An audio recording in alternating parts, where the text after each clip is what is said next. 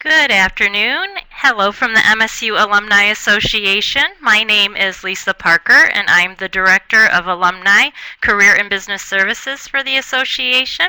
Thank you for joining us for today's cast. We are excited to bring to you Melissa Seifert from AARP of Michigan and Catherine Gase from the Small Business Administration here in Michigan. The Alumni Association has been very interested in finding ways to help Spartans who are interested in starting businesses in all phases of their life, to provide those individuals with meaningful resources to help them do that. And pairing with AARP of Michigan and SBA has been a perfect way to do that for you. This is a 1-hour webcast. It will be recorded. I will share with you in the chat area, which you'll see on the left-hand side of the screen, how you can contact me if you would like a recording of this cast. That chat area is where you can also log questions for the participants as they share, for the presenters as they share their information. We do have regularly scheduled casts with the Alumni Association. They occur the second and fourth Thursday of each month from 12:30 to 1:30 Eastern Time. Next month, April, we will be focusing on working with recruiters. The first presentation will be from a company standpoint, and the second will be as a job seeker, how to effectively work with a recruiter. So without further ado, I would like to turn the microphone over to Melissa Seifert with AARP of Michigan. She is going to introduce Catherine and also give you some information on the relationship that SBA and AARP Michigan have. So, Melissa. Great. Well, thank you so much, Lisa, for having AARP and SBA on the call today, and the MSU Alumni Association. We're really appreciative of this channel to get the information out because it is very important information. I just want to put up my contact information for the individuals that are on the call right now. As Lisa stated, my name is Melissa Seifert, and my title is Associate State Director for Economic Security and Work for the 50 Plus in Michigan. My phone number is 517-267-8934. That is my direct line. And my email is mseifert@aarp.org. So feel free to reach out with me with any questions that you may have. Um, I want to talk a little bit about why AARP got involved in this work. AARP is going through a rebranding phase, if you will, called Life Reimagined. And we realized through our work that a lot of people are not retiring like they used to. You know, they're looking to supplement their Social Security income, or they're looking for other ways to help out with their community and maybe make a few bucks in the process. So, with that in mind, we started a website called lifereimagined.org. And on that, it's really in the beta stage, but there's some great resources on that page for you if you're looking for employment or to start your own business. And we have a thing called calling cards on there where you pick out your talents and you go through a series of questions, and at the end you'll have one calling card, and then the website will give you some ideas of things that you might be interested in, fields that you might be an expert in, to kind of help you navigate yourself through this challenging time of finding a job and all that goes with it. Along with Life Reimagined is that part of Work Reimagined. And as you can see on your screen right now, is a couple resources that AARP is offering to individuals. The first is our website, workreimagined.org. On this website, it addresses both professionals who are looking for more success in their current careers or maybe want to start a small business. So I really encourage you to go on that website and look at all the resources that are available for you that are free to anybody if you're in any walk of life, 40, 50, 60, and so on and so forth. The next is also a website, which is our aarp.org website. And then you just hit /start a business. And this is really tailored to the individual that's seeking to start their own small business.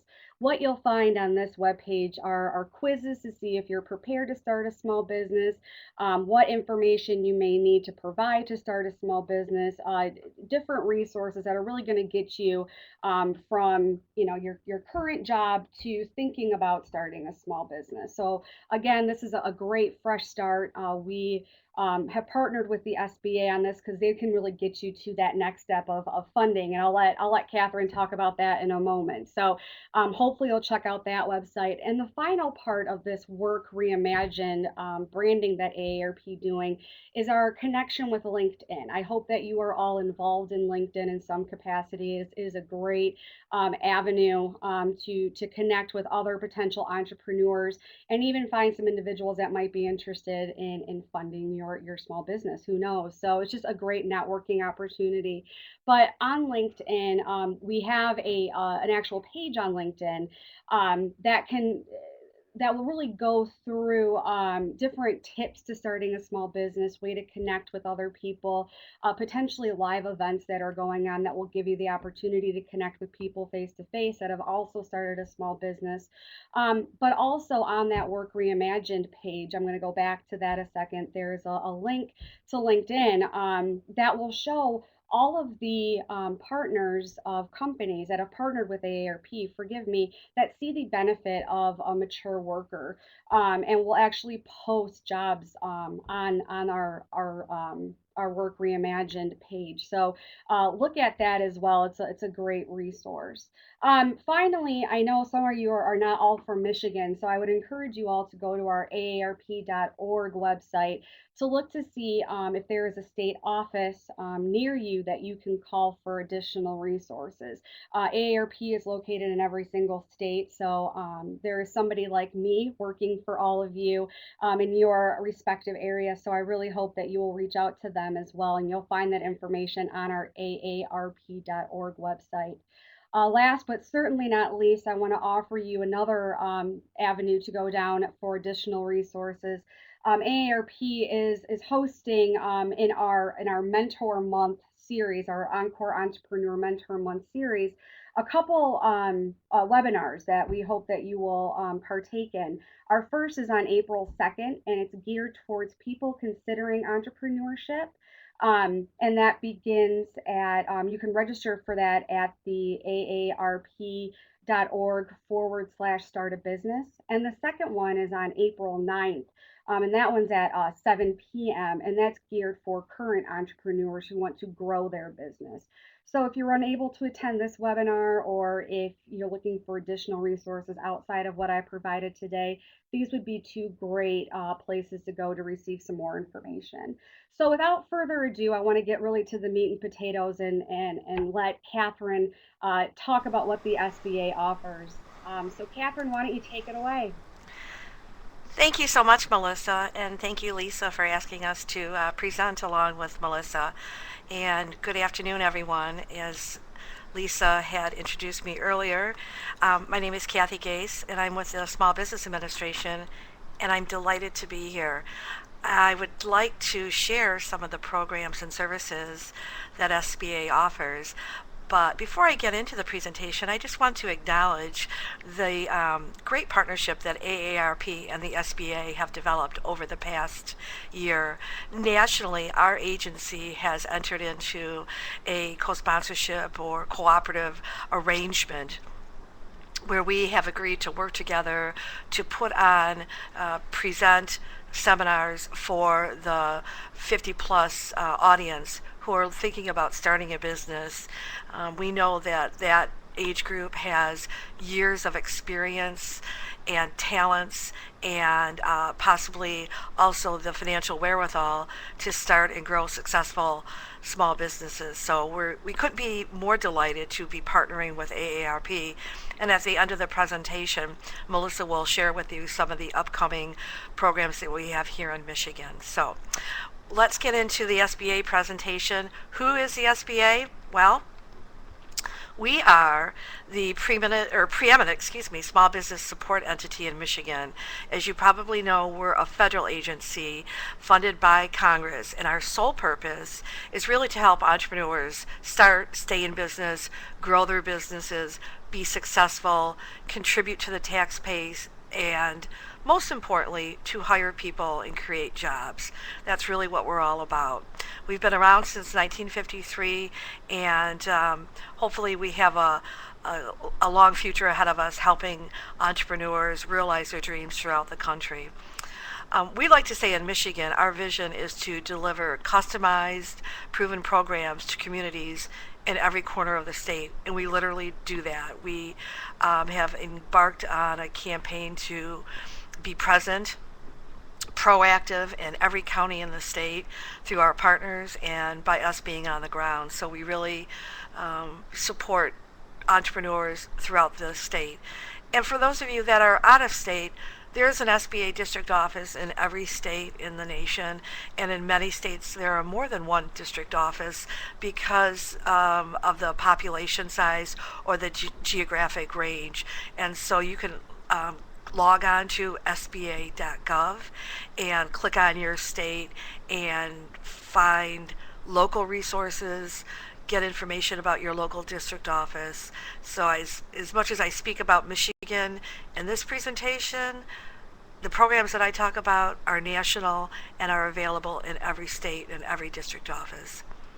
We also like to say that we engage local partners to help businesses create economic impact. Those are the jobs, the tax revenues that I talked about, and we're committed to providing exceptional service. How do we accomplish this? Our new administrator, who's actually not so new anymore, I think she's been there for 4 years, but she still feels new because she's fresh and innovative, and Karen Mills is appointed by the president. She is a member of the president's cabinet, and she likes to describe the services of our agency as the 3 C's, and that is access to counseling, access to contracts, and access to capital. And what I'll do this afternoon is briefly take you through those 3 areas and talk to you about some of the benefits too. And thanks, I see that Lisa is sharing our link for SBA services, so that's terrific. Access to counseling. This is the area that I lead. I'm the lead in our economic development division for the SBA office in Michigan. And here are some of the partners that we fund and that we work with. We call this the SBA family. This is the greater extended family. We have, most district offices have very few support staff in the local offices. We really leverage the services of our funded resources throughout the country in order to meet one-on-one and deliver retail programs to entrepreneurs. So, for example, SCORE, Mentors to Small Business. This is a terrific national association, a group of retired, and some are still working, individuals who have experience in industry, in every walk of, or every facet of business, whether it's marketing, finance, logistics, you name it. The SCORE mentors have experience doing that. They like to say they've been there, done that. They serve as mentors to small businesses throughout the country. They're accessible by email, in person, at your business, at the local coffee shop. And the great thing about SCORE, they charge nothing for their services. How do they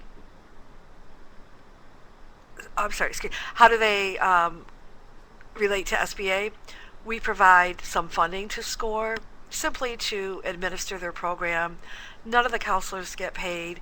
They do this because they love entrepreneurs. They get excited about helping people start and create and save businesses, and they want to share their years of expertise with entrepreneurs throughout the country, the innovators, the people that are changing how we do business and bringing new products to the marketplace. That's what really excites the mentors in SCORE, and what keeps them coming back and doing that. There are SCORE mentors who work 40 hours a week, and again, it's all volunteer. And so our partnership with AARP is just a perfect match because we are really familiar with working with experienced entrepreneurs through SCORE, and so I just think it really pairs well with the mission of the AARP, especially on their new initiative. So that's our volunteer component. The Michigan Small Business and Technology Development Centers, it's a long name. I get that. We'll call it the SBTDC for short. This is another partner that we fund nationally and here in Michigan through a cooperative agreement. So we provide funding to the small business development centers. The bottom line is we give organizations at universities, community colleges, economic development entities funding in order to hire credentialed, committed business consultants that work hand on hand, one on one with business owners from the startup stage all the way to succession planning. And they can do that by working with the financial aspect, by helping to create a marketing campaign, whatever the business owner may need in terms of advancing their business and succeeding. Our small business and technology development centers are there to do that. We have 12 regional centers, and there are over 40 local centers in Michigan, and there are hundreds of centers throughout the country. Again, the consulting is free, it's confidential, and it's very accessible online or in person as well. And you can go to our website, or let me throw SBA.gov, or let me throw out the SBTDC website here, at least in Michigan. It's misbtdc.org. For those of you that are in different areas of the country, again, you can go on to SBA.gov and just type in small business development centers. We also have a number, over 100 women's business centers in the country. We have 3 in Michigan that provide similar support to women-owned businesses who are looking for counseling services and training services that are especially targeted to women, and usually in smaller groups, usually for younger, more startup type of businesses that are looking for a microloan, that perhaps are looking to be certified as a woman-owned business. We also have a Veterans Business Opportunity Center, Vet Biz Central. Vet Biz Central is the name of the organization here in Michigan, and they are a regional center, so they serve the Great Lakes area. Again, for those of you that are outside of the Great Lakes, go on to SBA.gov. And again, they're working very much like our other funded resource partners with the veterans community and the spouses of veterans to help them start, grow, and advance businesses. We have partnered with the U.S. Department of Commerce and the International Trade Administration, as well as Exim Bank, to establish U.S. Export Assistance Centers. These are a one-stop shop office where you can meet with financial consultants who do SBA financing. You can meet with trade specialists who could help look at opportunities outside of the U.S. borders to sell your products and services. Terrific support for businesses that have a product or service and are looking to get into the export arena. And then, of course, online, our small business training network, you can access all types of classes. You can look at samples of business plans and cash flow projections and pretty much anything that you might need to put your business plan together or to learn about how to run and operate a business. You can find that on our small business training network. So that's our counseling. We also have a mission to help small businesses get into the government contracting arena. And, you know, it's funny, as I was reading over this presentation, when I first started doing this job 24 years ago, the figure in terms of the dollar amount of government purchases was $200 billion a year. It is now $533 billion a year that the U.S. government purchases. And what we do as an agency is we negotiate goals with federal agencies to buy a certain percentage of their products or services, their procurements from small businesses. And we break that down into the larger category of small businesses. So we really like the agencies to devote about 23% of their purchases to small businesses. And then you can see as we go down to the different types of categories, that number gets less and less. We, again, keep a report card We meet with those agencies on an annual basis out of Washington. We really hold them to that task. What are some of the certifications that you can get as a small business? There are a lot of self-certifications. When you're filling out paperwork to do, attempt to get a contract from a federal agency, you can self-certify as a small business, as a woman-owned veteran, a service disabled, or a small disadvantaged business. And those are called informal certifications. You don't need to go get outside verification. You can just self-certify. There are also two types of formal certifications that our agency gets involved with: 8A and HUBZone. I'm going to just very briefly talk about this because it can get a little bit in the weeds and provide a little too much detail, and we don't have a whole lot of time today. Basically, our 8A certification program, and I say 8A, it's because in the Small Business Act that established the SBA as an agency back in 1953. This was a section of the Small Business Act that speaks to certification and government contracting. We are looking to help socially and economically disadvantaged firms. So a company can't just be socially economically disadvantaged, and you can look at the categories of those types that are presumed to be socially disadvantaged: Black American, Asian Pacific American, so forth and so on. You also have to show economic disadvantage. What does that mean? That means if you weren't able to get a contract, if you feel like you can't compete on par with a non-socially disadvantaged company, then you may have some cause to apply for certification and justify your economic disadvantage. Has your company been economically harmed because you belong to one of these categories and you can't compete on par? The company that's applying, the individual, has to have a net worth of $250,000 or less, and that's liquid net worth. What the program is a 9-year business development program. What we do as an agency, we work with other federal agencies to try to look at huge contracts, break out some of those contracts, see if we have 8A clients that could perform on those contracts, and set those contracts aside for the 8A clients that have been accepted into the program. It's not an easy program to be accepted into, but once you do, if you really work through the system and work with our business development specialists here at SBA, you can be quite successful in expanding your business and growing your business through the 8A program. But at the end of 9 years, what our business specialists will help you do is grow to the point and become strong enough that a certain percentage of your business is now in the commercial arena, and it's not all focused on government contracting. And that percentage has to go up every year in terms of how much commercial business you have versus government business, because we don't want you as a business owner to always rely on the government. So the 8A program can be really helpful in helping businesses get into that arena. And Lisa's just put up the link, and thanks for the 8A certification program.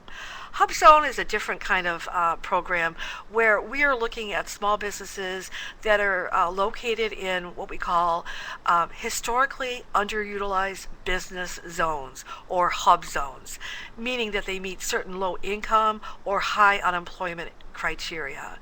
And the criteria to be a HUBZone company is that 35% of your employees must reside in a HUBZone area. There's not the 9-year term limit like there is in the 8A program. Once you're in, you're in. And what happens is that federal agencies can give a 10% price evaluation preference. So you have sort of a competitive edge on your competitors when you're dealing with government contracts.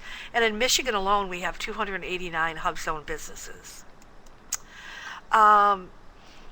We also, in the last couple of years, have developed a program called the Women-Owned and the Small Business Program, WOSB, and we also have the Women-Owned and Economically Disadvantaged Small Business Program. Net worth in this program has to be $750 or less.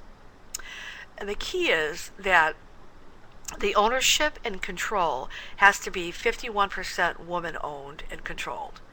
There are 83 different industries that these set-asides are in. 38 of those industries are for purely women-owned small businesses, and then 45 industries for women that are not only women-owned, but they're economically disadvantaged. And then there's a whole process, and we've put the website up here. There's more information on how to access those contracts through the WOSB program.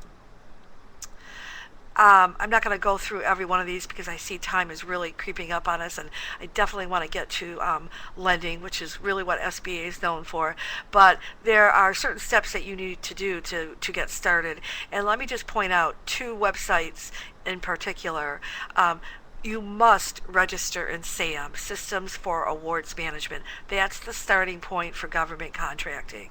And then the other thing that you do is go to your local Procurement Technical Assistance Center. Now, we've got the Michigan website, but you could also just Google PTACs or Procurement Technical Assistance Centers. This is a national program. It's funded in part by the Department of Defense and local state agencies. It's not an SBA funded program, but we work with those folks hand in hand to help business owners get into that contracting arena. And if any of you are business owners who have tried to do that, you'll know that it can be an onerous scenario. There are so many acronyms, there are so many points of contact, and the PTACs can really help you get through that maze. Alrighty. Let's talk about my favorite subject, which is the access to capital area, or our lender relations division. We are the largest provider of access to capital for small businesses in the country. And notice I use the word access and not just provider, because we actually don't make loans. We provide a loan guarantee, and I'll take you through that process. Just to give you an idea of our activity, here in Michigan, we guaranteed over 2,000 loans last year worth $750 million, $724 million. And that is a near record number. The year prior to that, we did almost $1 billion in guarantees. And that has been the saving grace for business owners that are in this economy coming out of the recession, to open up the doors of capital and to let the funding start flowing from banks and lenders to businesses that need to buy capital equipment, who need to diversify into new markets, who need to bring on new employees, or perhaps they're looking to take advantage of the low prices on buildings and actually purchase their first building for the first time. We have heard of many stories of businesses that have been around 10, 15, 20 years that, because of the low market rates in terms of interest rates, as well as the depressed value of buildings, are taking advantage of that and buying their own building. I'm going to talk about three programs today: the 7A Guaranteed Loan Program, our 504 Certified Development Company Program, and our Microloan Program. And again, if you have any questions, I'm taking a peek at the chat every now and then. I'm happy to answer questions. How does the SBA guarantee work? When I speak of the guarantee, I'm speaking specifically to the 7A program. Just like the 8A program, the 7A program is named after the section of the Small Business Act that established our agency way back when. What we do is provide a guarantee to a lender, a bank, a non-depository financial company that makes loans, or a credit union. Banks can be large national banks, banks can be small community banks, and they can be credit unions. We work with all of them. The lender makes the loan, and the lender asks SBA for our guarantee. Why would a lender need an SBA guarantee? And really, when I talk about a guarantee, I talk about the fact that SBA is backing up the loan that the bank is making, or the credit union is making, or the financial institution is making to the small business owner. And we can guarantee up to 85%. But why would a bank come to SBA? Why wouldn't they make it on their own in more conventional or traditional terms? Well, if you're a new business, you're risky. That means that you don't have the track record to show the lender that you can run the business profitably and repay the loan every month. So typically when a new business owner applies for lending or financing, the financial institution almost always is coming to the SBA for a guarantee. Perhaps the business owner and the business has a shortfall in collateral. What do we mean by a shortfall in collateral? If you don't have dollar for dollar the amount of money that you want to borrow, if you don't have that in collateral coverage, the bank gets very nervous. If you want to borrow $100,000, the bank really likes to see $100,000 of collateral at a discounted value because the lender is not going to give you 100% value or loan to value. So that's a very classic example of when the bank or the institution comes to SBA because there isn't sufficient collateral. Longer terms, what do we mean? Say, for example, you're buying a building and the lender is looking at giving you a 5-year term amortized over, say, 15 or 20 years, maybe even just 10 years. And that loan can balloon in 10 years or in 5 years. Well, SBA doesn't allow balloons, and we can provide longer terms, meaning you have longer to repay the loan.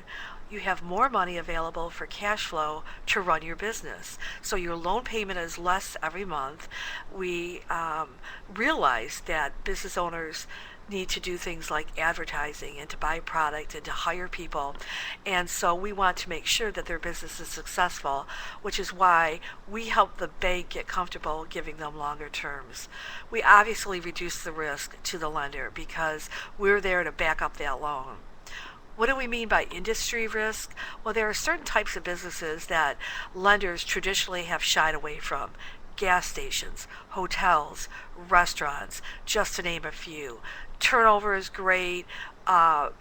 Things like environmental issues in gas stations, just the way the industry may operate poses a risk to lenders, and that's why the lender comes sort of running to SBA looking for a guarantee. And then certainly we've seen this over the last 5 years when economic conditions are less than prime, when there is uncertainty in the economy, when other businesses in the industry have failed. That is a risk factor that the banks aren't willing to take on alone. So they look to SBA, to partner with SBA, to provide that guarantee. Let's just talk about some of the features of the SBA Guaranteed Loan Program. Our guaranteed loan amount, the largest we can guarantee the loan size, the second bullet, is $5 million. But our guarantee amount can only be $3.75 million, or 75% of that. We can guarantee between 50 and 85% of the loan, depending on the nuance of the loan and the program. There are many sub-programs under 7A. The interest rates are always determined by the lender, and that really is a matter of risk. So the higher the risk are, the interest rate is going to be higher. What we do is set a maximum. So the lender will probably use something like the Wall Street Journal Prime on the day the loan is closed as the index. And then the lender can go from that index or that base rate from 2.5% to 6.5% over that base rate. I'll tell you now, we're not seeing deals. We never have since the 6.5% percentage points went into play probably 10, 15 years ago. Generally speaking, it's between 2.25% and 2.75% over the base rate or over prime. The lender could set the interest rate at prime, but they're probably not. If you think about the fact that the lender is having to use the SBA to mitigate some risk, it's probably not going to be a lower interest rate. It's going to be very competitive or slightly higher. There are costs associated with using the SBA program. There's a little bit more monitoring that the lender has to do. And so that's all, comes off the bottom line. And so they want to recoup those costs. And again, interest rates are set by the cost of the deal and by the risk that is in the loan package and in the business. We always require the borrower to personally guarantee the loan.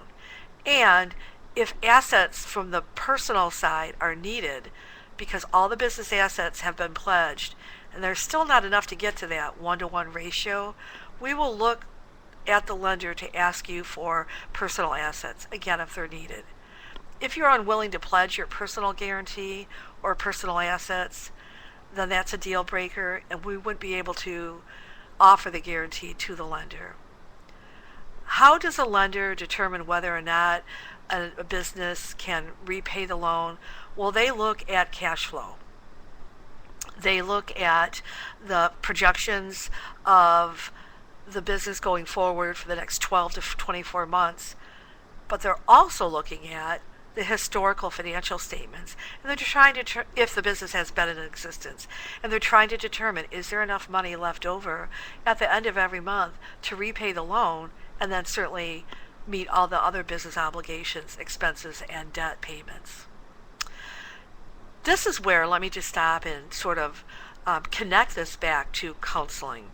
This is where our business consultants from SCORE and the Small Business Development Centers can be extremely helpful in figuring out what your cash flow is, figuring out if there's repayment ability, helping you to project in the future for the next 12 to 24 months, to validate your projections by doing market research, to be able to defend your numbers. So when the lender said, how do you know that revenues will increase by 2% each month for the next year?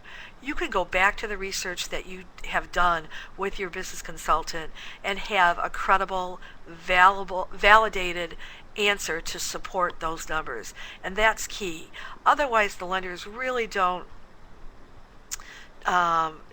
put much credence into your projections. I see that Lisa has asked a question about what is the average wait time to get an appointment with a business consultant.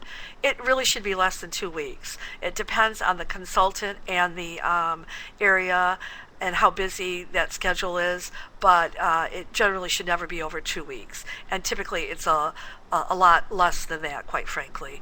And SCORE in particular probably can get you in faster just because they don't have as typically heavy client load as the Small Business Development Center counselors.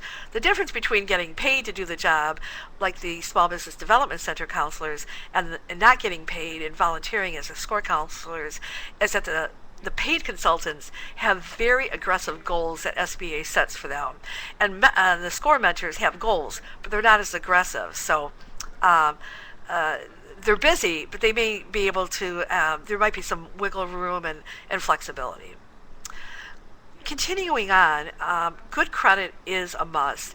You absolutely want to check your credit score, make sure that there aren't any mistakes, or make sure that there is not an insurance claim somehow that got dumped onto your credit report because you were waiting for your insurance company to pay something and a practitioner credit reported you. So, take care of any of those little glitches, because most definitely that can also be a deal breaker for the lender. And SBA's program, the 7A, was not intended to help businesses with poor credit, business owners. And when I talk about credit, I'm really talking about your personal credit, including your spouse's credit, if you are co-applying. If both you and the spouse are applying for a loan, then both credit reports will be pulled. If you and several partners are applying for a loan, all owners who have 20% or more ownership in the business will be asked to personally guarantee the loan and will have their credit reports pulled. Now, what if you're married, but that spouse is not involved in any way in the ownership or the day-to-day operations of the business? Well, if that spouse is not going to be on the loan, then the spouse's credit report and any of his or her financial information does not have to be reviewed. However, in many situations, when a home is being put up for collateral, the spouse co-owns that home, and that's when the spouse is going to have to come on and guarantee the loan. Oftentimes, the spouse has outside income outside of the business that the business owner is working in. That outside income can be very helpful when the lender looks at universal cash flow, all sources of income, both personally and from the business, and all debt going out, both personally in the business. When that spouse's income isn't captured, but 100% of that loan payment for your mortgage payment is attributed to you as the owner, that ratio gets out of whack. So, it can be a good thing to have the spouse be on the loan and be a co-guarantor, because his or her income can be captured. So I'm hoping I answered that question. And then under the 7A Loan Guarantee Program, we offer term loans, meaning you have a set principal and interest payment, just like a mortgage or a car payment every month, and then lines of credit, a revolving credit card, so to speak, that you can access when you need to ramp up, perform on a contract, get paid, pay down your line of credit, and then draw it up again. So both of those are available. Let me switch gears now and talk about something completely different, but still part of our access to capital discussion. And this is the 504 loan program. Again, a government name found in that section of the Small Business Act. I don't know why we have such crazy names, but we do. This is not a guarantee situation at all. We're not guaranteeing a loan from a lender.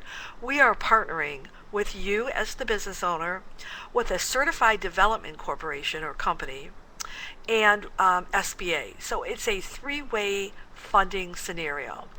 It's for fixed assets, meaning a building, heavy machinery and equipment, not for inventory, not for working capital.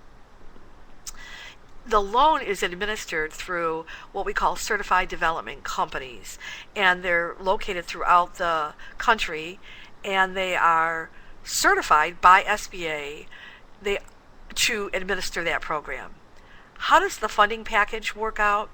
Well, the bank that's involved, or the credit union, but it's typically a bank, there aren't many credit unions that do the 504 program, the bank will provide 50% of the financing. So let's say, for example, you're buying a building for your business and it's $100,000. The lender will put up $50,000. They will lend you money. That will be one loan that you have to the lender. You pay the lender. The terms and conditions are private and between you and the lender. That that building will be used as collateral. 100% of that building will be used as collateral. So the lender gets a 2-to-1 ratio in terms of loan to value. So they're only putting in 50% of the financing, but they get 100%.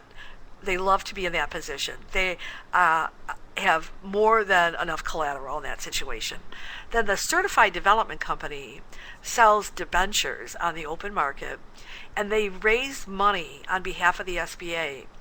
40% of the package will come from the certified development company's sale of debentures. And actually, SBA sells the debentures. And so that's 40% of the financing. So you will have two loans, one to the lender and one to the certified development company. The certified development company can give great terms, 10 years financing, below market interest rates. It's really a terrific program because you can get in at a low equity amount.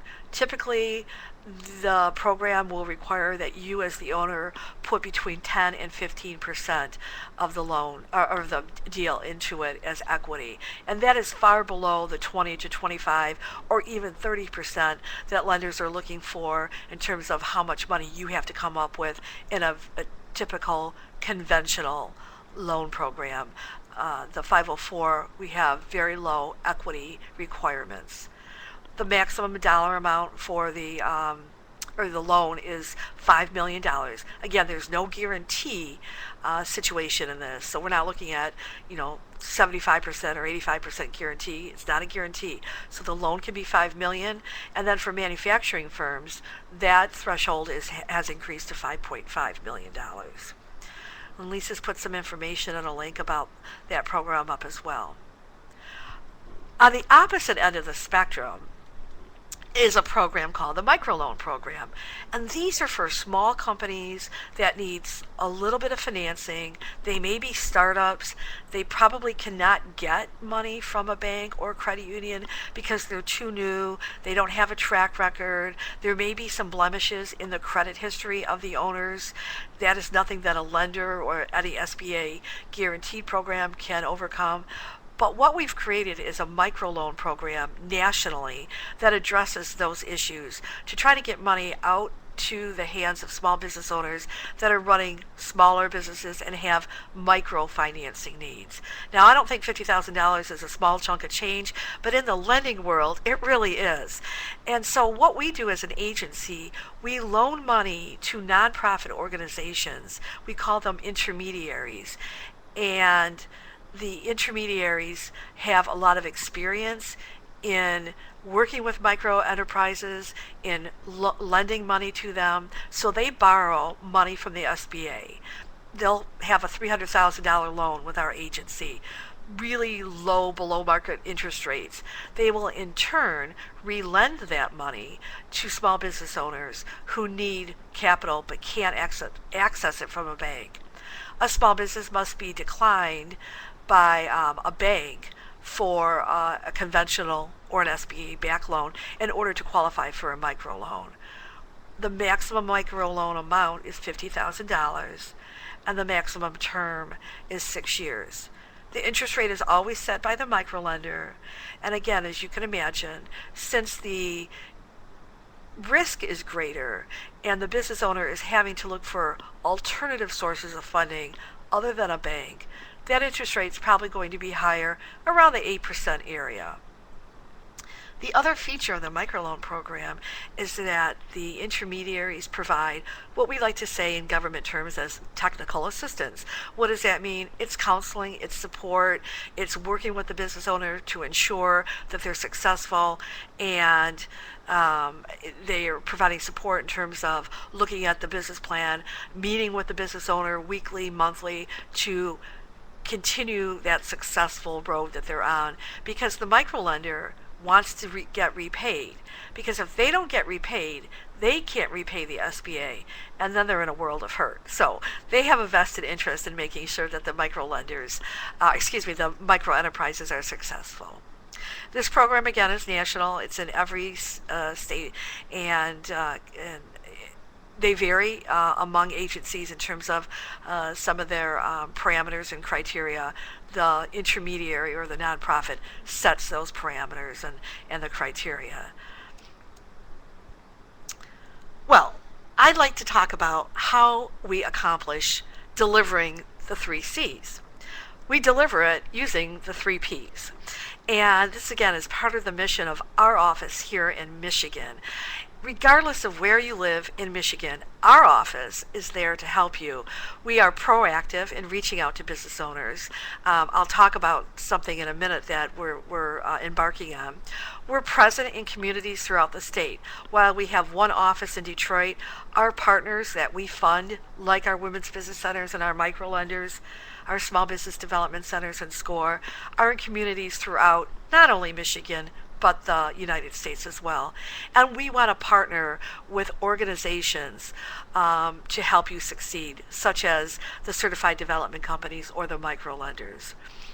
When I say proactive in reaching out to small business owners and present in communities, we have embarked on an 83 county campaign here in Michigan, where our district director and our staff are visiting every county in Michigan, 83, we counted the 83 county campaign, to connect with business owners, to connect with economic development organizations, to connect with chambers, colleges, universities, organizations such as AARP, universities such as Michigan State, to collaboratively and collectively help small business owners.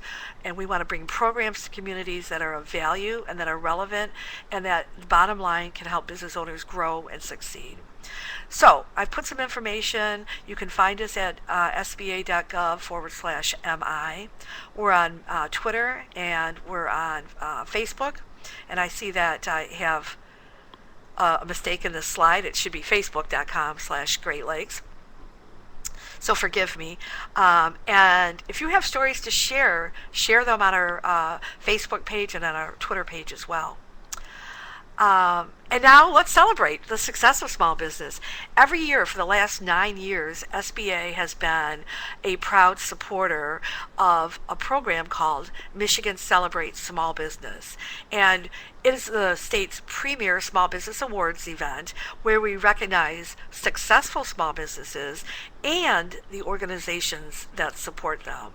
And for example, at this year's event, we'll be handing out our Small Business of the Year Award, our family-owned business, our veteran-owned business, our young entrepreneur, and we'll be recognizing some counselors from the Small Business Development Center and from SCORE. Over 1,000 people attended last year, and we hope that it'll grow again this year. The event is on May 2nd. It's an evening event, an awards dinner reception, and Melissa, if you want to add some comments here, I'm really pleased to say that AARP has come on as a generous sponsor of the event. And do you want to sort of talk about AARP's role in the event and why they felt this was something that the organization wanted to be involved in? Yeah, sure. I mean, I think what you just did for the past hour is explanatory itself of why we are partners. I mean, you provide such valuable resources to our members and everybody throughout the state of Michigan and country. So we just really appreciated all of your efforts in this field. And AARP has been working in this arena for a long time, but it's so nice to have partnerships that are doing this work on a daily basis and have already made so much headway in this field. So we wanted to celebrate with you, really, and we wanted to, really show people that AARP is doing what we can for our membership as far as relevance and getting our name out there that we're doing this work too. So we're so happy to be partners. Terrific, and thank you so much to the AARP in Michigan and to you, Melissa. It just, again, supports the mission of SBA and the AARP's partnership even further. And so I hope that other SBA district offices can look at that as sort of a model of how to work together with their local AARP office. For more information, you can go to michigancelebrates.biz, and I always like to end by saying we're always looking for a few good business owners to honor next year. And that process begins next September, early October, where we start putting the word out. So anyone on the line or at MSU or AARP, you can visit our website for the criteria, and let's start recognizing even more wonderful businesses. Melissa, do you want to talk a little bit about our upcoming workshops? That would be great. Thank you, Catherine. As you can see, there is so much information to be shared from the SBA and AARP. And so with that in mind, we started the Encore Entrepreneur Mentorship Month, which happens to be the month of April. So this webinar was very timely, and we appreciate again the MSU Alumni Association for giving us this opportunity to talk about these resources. But I'll provide it on this slide all the list of the sessions that we are going, or all the places we are going to, forgive me. So the first upcoming workshop is April 5th from 9 to noon in Grand Rapids. A lot of the individual partners that Catherine had mentioned are going to be invited to speak at these workshops. So again, it's more of a resource fair from 9 to noon where we engage SCORE to come and speak, and the SBTDCs, SBA will be there, a local micro lender, as well as the SBA and other individuals that have interest in the small business administration. There is no cost for the workshops. They are free. You can be an AARP member, but you don't have to be. We encourage everybody to be an AARP member, but this information is far too important to limit it. So as you can see, it's April 5th, April 12th in Jackson, April 19th in Traverse City, and then finally April 26th in Lansing. All are from 9 to noon. To register, call that 1-800 number and make sure that you specify which location you want to attend. or you can visit our state website, which is aarp.org/MI, and all the events are located on there. You just click on a link and fill out some registration. So we hope to see some of you out there. But again, if you can't, feel free to go on our webinars that are on April 2nd and 9th. So that's it for us. And let me just also add, and thanks, Melissa, that if you're not in Michigan, SBA district offices around the country are partnering with their state organization of AARP to put these on as well. So look at our website, sba.gov. I'd like to say thank you to all of you who participated in the webinar, and a special thanks to Lisa and Melissa for allowing SBA to come on and present our programs, and look forward to a continued partnership. Wow, well, thank you, Kathy. What a wonderful bit of information. I've already had several requests for links to the copy of the recording. Just as a reminder, you can email me at lisap@msu.edu. Just a wealth of information here that some of it even surprised me, and I felt relatively plugged into efforts for entrepreneurs in the state and nationally. So this is just fantastic. So those of you who joined today, again, thank you for your time. Please take a moment to go through some of the links that we shared. I will leave the web room open for an additional 10 minutes for you to play around with the links if you wish. Join us again in April as we talk about recruiter relationships. The first recording will be for recruiter relationships with corporations, and then the fourth Thursday will be recruiter relationships with job seekers. So thank you. Well done, Melissa and Catherine, and individuals can expect to see more collaborative efforts coming out of Michigan State, SBA, and AARP.